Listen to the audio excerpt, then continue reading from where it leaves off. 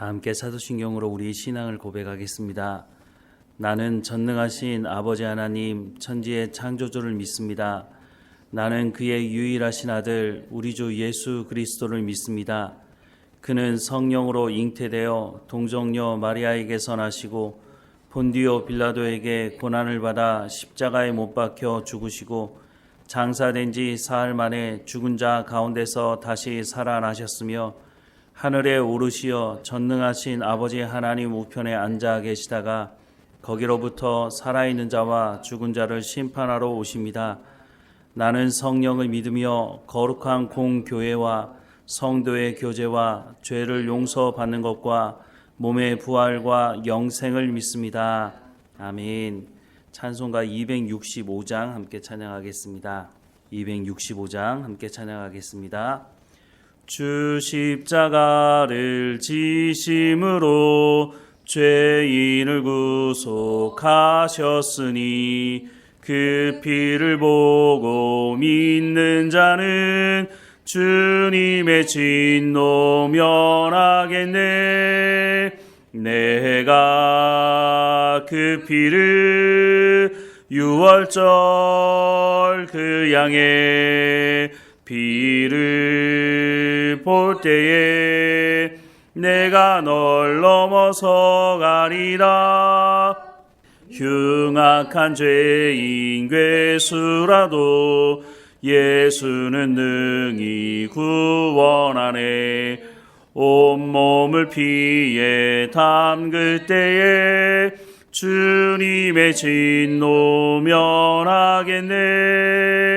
내가 그 피를 유월절 그 양의 피를 볼 때에 내가 널 넘어서 가리라.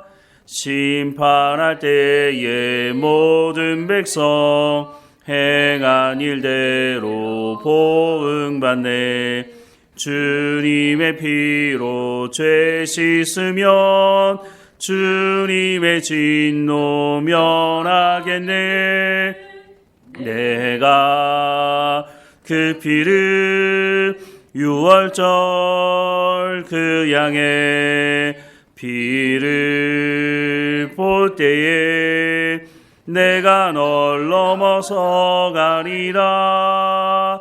구주의 사랑 크신 은혜 보혈의 능력 의지하세. 심판의 불이 내릴 때에 주님의 진노 면하겠네. 내가 그 피를 유월절 그 양의 피를 볼 때에 내가 널 넘어서 가리라. 아멘. 오늘 하나님께서 우리에게 주시는 말씀은 에베소서 1장 1절과 2절 말씀입니다.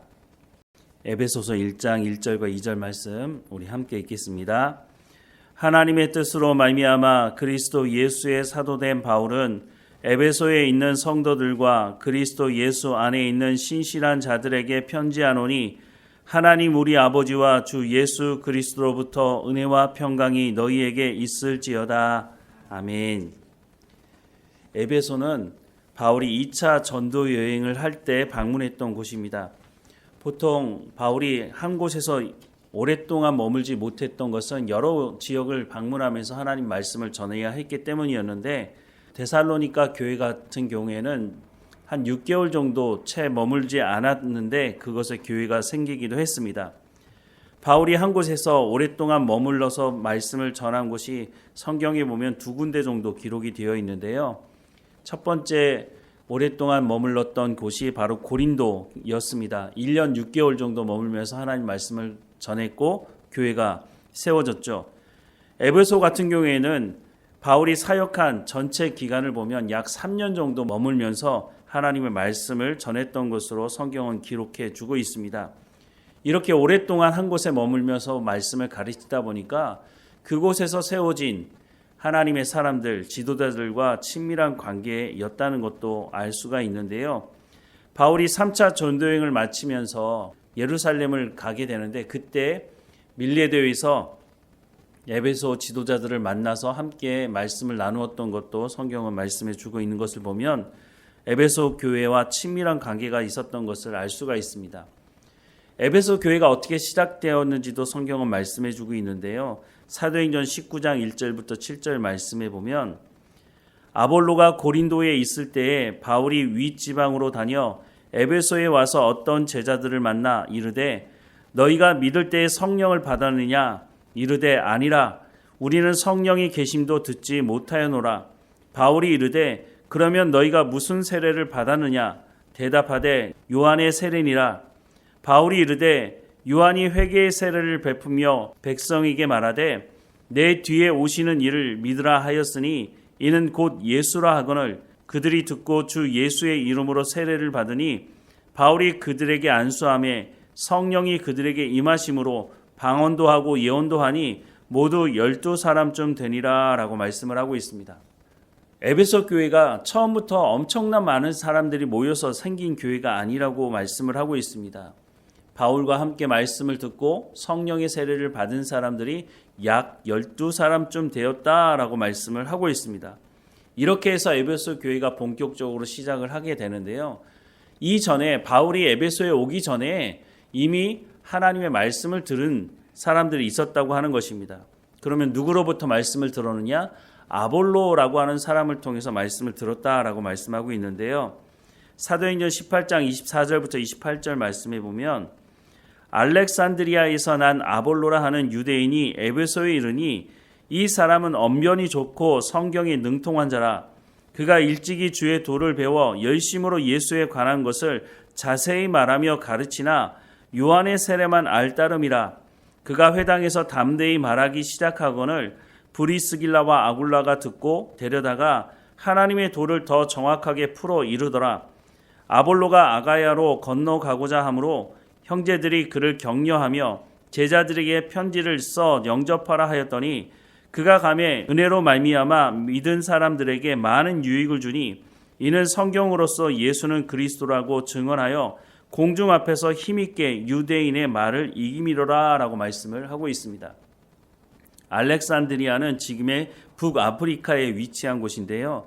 이곳에서 태어난 유대인이었던 아볼로가 성경에 능통했고 이 아볼로가 예수님에 대해서 알아서 예수님에 대해서 전하긴 했지만 성령에 대해서는 알지 못했다라고 말씀을 하고 있는 것이죠. 그래서 브리스길라와 아굴라가 데려다 놓고 브리스길라와 아굴라가 누굽니까? 고린도에서 바울을 만나서 이 사람들이 예수님을 영접하게 되고 복음을 알았던 사람들 아닙니까? 그래서 이 사람들이 이 부분에 대해서 잘 설명을 해주었다라고 말씀합니다. 그리고 아볼로는 아가야 지방, 지금의 그리스가 있는 그 지방으로 옮겨갔을 때에 편지도 써주고 이런 관계를 맺었다라고 말씀합니다. 사실은 아볼로가 먼저 와서 예수님에 대해서 전했죠. 하지만 성령이 임하지 않았기 때문에 본격적으로 교회가 시작되지 못했고 그래서 바울이 와서 말씀을 전하고 성령이 임하고 난 이후에 본격적으로 교회가 시작되었다라고 하는 것을 말씀해 주고 있죠. 사도행전 19장 8절부터 10절 말씀해 보면 바울이 회당에 들어가 석 달 동안 담대히 하나님의 나라에 관하여 강론하며 권면하되 에베소에서 그랬다는 거죠. 어떤 사람들은 마음이 굳어 순종하지 않고 무리 앞에서 이 도를 비방하거늘 바울이 그들을 떠나 제자들을 따로 세우고 두란노 서원에서 날마다 강론하니라. 2해 동안 이같이 하니 아시아에 사는 자는 유대인이나 헬라인이나 다 주의 말씀을 듣더라 라고 말씀을 하고 있습니다. 바울이 어느 지역을 가든지 먼저 방문했던 곳은 회당이었습니다. 유대인들이 모여있는 회당에 가서 복음을 전했지만 유대인들이 가장 먼저 앞장서서 바울을 박해하기도 했죠. 그래서 회당에서 더 이상 말씀을 전할 수 없어서 두란노 서원이라고 하는 곳에서 말씀을 전하기 시작했다라고 말씀을 하고 있습니다. 두란노 서원 이렇게 얘기해주면 오늘 한국교회 성도들은 두란노 서원 교회 이름 아닌가? 이렇게 생각할지도 모르겠습니다. 왜냐하면 기독교 출판사 중에 두란노 서원이 있죠. 그런데 이 두란노 서원이라고 하는 곳은 교회 이름이 아닙니다. 당시 두란노 서원은 철학적인 논쟁을 하던 곳이었습니다. 그런데 이곳에서 바울이 왜 말씀을 전하기 시작했느냐? 말씀을 마땅히 전할 장소가 없었다고 하는 것이죠. 회당에서 전했으면 딱 좋았을 텐데 회당에 모여있는 유대인들이 바울을 박해하니 그곳에서는 복음을 전할 수 없었죠. 그래서 두란노 서원이라는 곳에 가서 복음을 전하기 시작했는데 이 에베소 지역에 낮에는 너무 덥기 때문에 사람들이 잘 모이지 않습니다. 낮에는 잠을 자거나 토론을 하지 않죠. 이 사람들은 보통 해가 진력해서 모여서 토론을 하고 그렇게 했다고 합니다. 그러니까 아침에 이곳에 비어 있기 때문에 그래서 바울은 이 시간을 활용해서 복음을 전했던 것으로 보여집니다. 이렇게 무려 2년 동안이나 하나님의 말씀을 꾸준하게 전했다고 말씀을 합니다. 이렇게 하나님의 말씀을 꾸준하게 또 다른 사람도 아니고 바울이 말씀을 전했으니 어떤 변화가 일어났을까? 사도행전 19장 11절부터 20절 말씀해 보면 하나님이 바울의 손으로 놀라운 능력을 행하게 하시니 심지어 사람들이 바울의 몸에서 손수건이나 앞치마를 가져다가 병든 사람에게 얹으면 그 병이 떠나고 악귀도 나가더라. 이에 돌아다니며 마술하는 어떤 유대인들이 시험 삼아 악귀 들린 자들에게 주 예수의 이름을 불러 말하되 내가 바울이 전파하는 예수를 의지하여 너희에게 명하노라 하더라. 유대의 한 제사장 스게와의 7 아들도 이 일을 행하더니 악귀가 대답하여 이르되 내가 예수도 알고 바울도 알거니와 너희는 누구냐 하며 악귀 들린 사람이 그들에게 뛰어올라 눌러 이기니 그들이 상하여 벗은 몸으로 그 집에서 도망하는지라. 에베소에 사는 유대인과 헬라인들이 다 이 일을 알고 두려워하며 주 예수의 이름을 높이고 믿은 사람들이 많이 와서 자복하여 행한 일을 알리며 또 마술을 행하던 많은 사람이 그 책을 모아가지고 와서 모든 사람 앞에서 불사르니 그 책값을 계산한 즉 은 5만이나 되더라. 이와 같이 주의 말씀이 힘이 있어 흥왕하여 세력을 얻으니라 라고 말씀을 하고 있습니다. 바울이 2년 가까이 하나님의 말씀을 전하자 어떤 변화들이 일어나느냐. 바울이 전하는 그 예수의 이름을 빌어서 귀신을 쫓아내는 일이 있었다고 말합니다. 그것을 흉내내다가 큰 일을 당한 사람도 있었고 무엇보다 하나님의 말씀을 들은 사람들 중에 마술을 행하는 사람들이 있었다는 것입니다. 그 사람들이 복음을 받아들이고 어떻게 했느냐. 자신들이 가지고 있는 책을 불태웠는데 그 값이 은 5만이나 되었다라고 말씀을 합니다. 도대체 이게 얼마나 큰 금액인가? 제가 알아보니까 지금 돈으로 환산해 보면 약 70억 원 정도 된다고 합니다. 그 당시에는 오늘과 같이 책을 찍어낼 수 있는 시대가 아니었습니다. 양피지에 글을 쓰던가 아니면 파피루스라고 하는 것을 만들어서 거기에 글을 써서 보관을 했다고 하는 것이죠. 엄청난 액수의 그 책을 다 불사를 정도로 이 사람들이 내가 잘못 살아왔구나, 내가 복음을 알고 이제는 이 모든 것들을 정리해야겠구나 라고 했던 사람들이 적지 않았다고 하는 것입니다. 복음을 제대로 전하고 복음을 지속적으로 전하게 되면 한 도시에 엄청난 영향을 줄 수 있다고 하는 것을 성경이 말씀해주고 있다고 하는 것이죠.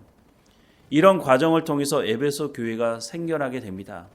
에베소 교회에 대해서는 요한계시록에 또 말씀을 보면 또 칭찬을 하는 부분도 있고 또 책망을 받는 부분도 있지만 당시에 초대교회 때 상당히 영향력 있는 교회였다고 하는 것을 알 수가 있습니다.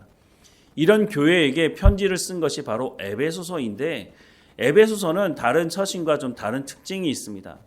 고린도 전후서나 갈라디아서 같은 경우에는 그 교회의 문제에 대해서 지적하면서 복음이 무엇인지 말씀을 하고 있는데 에베소 교회는 특별한 문제를 가지고 있지 않아 보입니다. 에베소서 말씀을 보면 에베소 교회에 무슨 문제가 있어서 서신을 썼던 것으로 보이지는 않습니다. 그러면 에베소 교회에 왜 서신을 썼을까? 이 에베소서는 에베소 교회를 향해서 쓰고 있기는 하지만 에베소 교회에만 쓴 서신이 아닙니다. 회람 서신입니다. 그래서 에베소 교회만 읽지 말고 주변에 있는 교회들에게도 이것을 돌려서 읽으라고 말씀하는 서신이라고 하는 것입니다. 그러면 그 내용은 무엇이냐? 교회가 무엇인지에 대한 말씀을 쓰고 있습니다. 바울이 로마에 붙잡혀 있을 때 아마 여러 가지 정리를 하면서 생각을 했던 것으로 보여지는데요. 자신이 개척한 교회들을 바라보면서 어떤 교회는 거짓 복음을 듣고 어려움을 당한 교회도 있고 교회 안에 여러 가지 문제들을 통해서 고통당하는 교회도 있는 것을 보면서 그러면 도대체 교회는 무엇이냐라고 하는 것을 바울의 입장에서는 교회가 무엇인지에 대해서 설명을 해줘야겠다는 생각을 했던 것 같습니다. 그래서 로마에 붙잡혀 있는 동안 이 에베소서를 통해서 교회는 무엇인지에 대한 서신을 쓰게 된 것으로 보여집니다. 오늘 우리에게 있어서도 이 에베소서가 참 중요합니다. 오늘 우리가 교회를 이루고 있는데 도대체 교회다운 교회는 무엇인가? 교회는 어떤 방향성을 가지고 나가야 하는지에 대한 생각을 우리가 바르게 해야 하는데 그것을 에베소서를 통해서 오늘 우리에게도 말씀해주고 있다고 하는 것입니다. 오늘부터 저희가 에베소서 말씀을 가지고 묵상하게 되는데 이 말씀을 통해서 오늘 우리가 어떤 삶을 살아가야 하는지, 교회로서 우리가 어떤 방향으로 나가야 하는지를 제대로 알 수 있는 시간이 되었으면 좋겠다는 생각을 하게 됩니다. 그래서 에베소서 말씀 하나하나를 보면서 오늘 우리는 어떤 삶을 살아가야 하는지를 우리의 삶에 잘 적용하는 시간이 되었으면 좋겠다는 생각을 하면서 오늘 에베소 교회가 어떻게 시작되었는지를 함께 말씀을 나누었습니다. 우리도 하나님께서 교회를 시작하도록 하지 않으셨습니까? 그러면 우리 교회는 어떤 방향을 가지고 나가야 하는지, 우리의 생각과 우리의 경험을 가지고 교회를 이루어가는 것이 아니라 하나님께서 정말 기뻐하시는 교회, 하나님의 마음에 합한 교회가 될 수 있도록 우리가 에베소 말씀을 통해서 하나님께서 원하시는 교회로 세워져 갈 수 있도록, 성장해 갈 수 있도록 이 말씀을 잘 묵상하고 우리의 삶에 적용하는 시간이 되기를 주님의 이름으로 축원합니다. 기도하겠습니다. 사랑하는 하나님, 우리가 함께 모여 예배할 수 있도록 하나님께서 교회를 이룰 수 있도록 하나님 허락해 주셔서 감사합니다. 하지만 우리의 생각과 우리의 뜻대로 교회를 이루어가는 것이 아니라 하나님께서 말씀하시는 교회가 무엇인지 에베소서를 통해서 알게 하시고 이 에베소서 말씀을 통해서 우리가 하나님이 기뻐하시는 교회로 성장해 갈 수 있도록 은혜를 허락해 주옵소서. 에베소에 하나님의 말씀이 선포되고 그 말씀을 들은 사람들이 에베소 교회를 이룬 것처럼 오늘 우리도 그렇게 하나님의 부름을 받아서 복된 말씀 교회로 세움을 받았으니 하나님이 기뻐하시는 교회, 하나님께서 칭찬하시는 교회, 하나님께서 기뻐하시는 성도들이 될 수 있도록 하나님 각 사람 가운데 이 말씀으로 새로워질 수 있도록 하나님 은혜를 허락해 주옵소서. 성령의 충만함으로 하나님 말씀을 깨달아 알게 하시고 하나님 인도하시는 대로 순종하며 살아가는 우리의 삶이 될 수 있도록 인도해 주옵소서. 오늘 우리에게 맡겨진 모든 일에 충성을 다할 수 있도록 우리 가운데 건강함과 지혜의 명철을 하나님 허락해 주옵소서. 하나님 우리의 순종함을 통해서 또한 우리의 자녀들이 하나님이 어떤 분이신지를 알아갈 수 있도록 우리의 삶을 주관하시고 인도해 주옵소서. 우리가 모여서 예배할 때마다 그 예배의 장소 가운데 성령이 임하게 하시고 성령의 충만함으로 하나님 말씀을 깨달아 알고 또한 삶의 현장으로 돌아가서 성령의 열매를 맺어가는 삶이 될 수 있도록 우리의 삶을 주관하시고 인도해 주옵소서. 오늘도 우리와 함께 하실 하나님께 감사드리고 예수 그리스도 이름으로 기도드립니다. 아멘. 하늘에 계신 우리 아버지, 아버지의 이름을 거룩하게 하시며 아버지의 나라가 오게 하시며 아버지의 뜻이 하늘에서와 같이 땅에서도 이루어지게 하소서. 오늘 우리에게 일용할 양식을 주시고 우리가 우리에게 잘못한 사람을 용서하여 준 것 같이 우리 죄를 용서하여 주시고 우리를 시험에 빠지지 않게 하시고 악에서 구하소서. 나라와 권능과 영광이 영원히 아버지의 것입니다. 아멘.